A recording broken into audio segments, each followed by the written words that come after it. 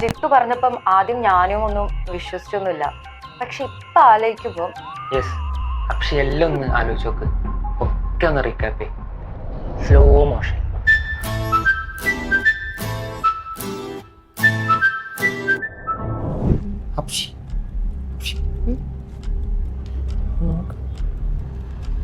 ആരുടെ ചാറ്റ് നോക്കാം.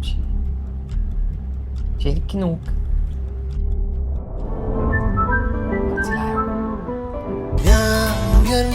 പോകും മണ്ണിൽ നിന്നു മെല്ലവേ